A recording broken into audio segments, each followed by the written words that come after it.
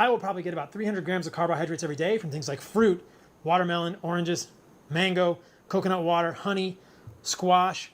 And that's how I feel the best. That's how my hormones are the best. That's how my sleep is the best. That's how my recovery is the best. Granted, I'm an active human.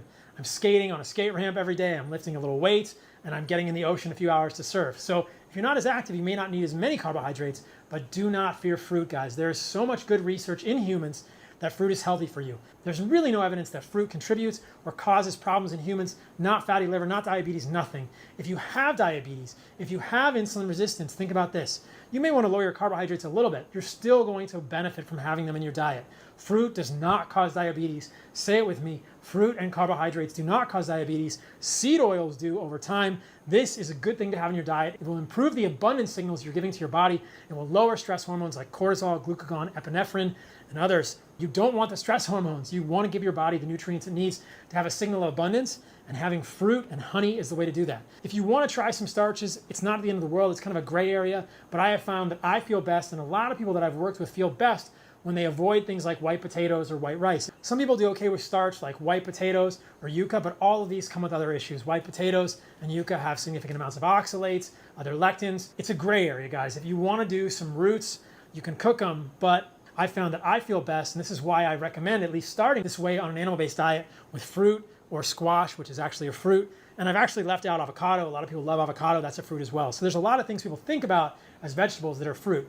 Cucumber, zucchini, squash. In addition to these things, those I think are fine. With the fruit like cucumber or zucchini that has skin and the seeds, I would get rid of the skin and the seeds and cook them well to make sure they digest properly. So animal fats. Here I've got some raw cheese, which you actually could eat even if you're lactose intolerant. That's Parmigiano Reggiano. And I've got some raw grass-fed local butter. You don't really need to think a whole lot about fat on an animal-based diet. It will come with the foods you're eating.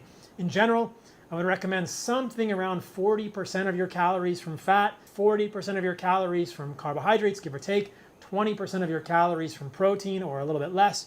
That's probably going to be fine for most people. I get the fat that I eat from the steaks that I'm eating. It comes with the meat, and I'm trying to use fatty ground beef, 80-20. But if you need to add fat, if you can't find fatty ground beef or you want something leaner, you can add grass-fed butter, or you can use something like a beef tallow to add a little bit of fat to your meals. But you don't need to overdo the fat.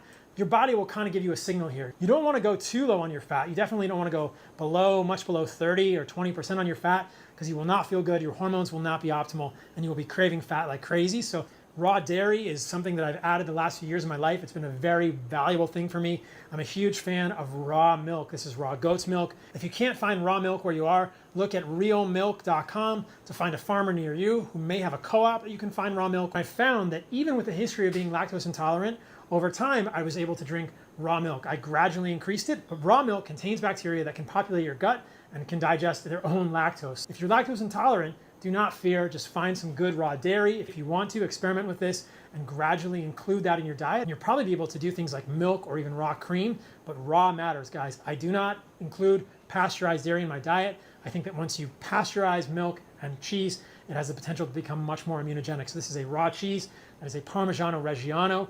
Look for raw cheese and raw milk, and I think you'll be better from the dairy perspective.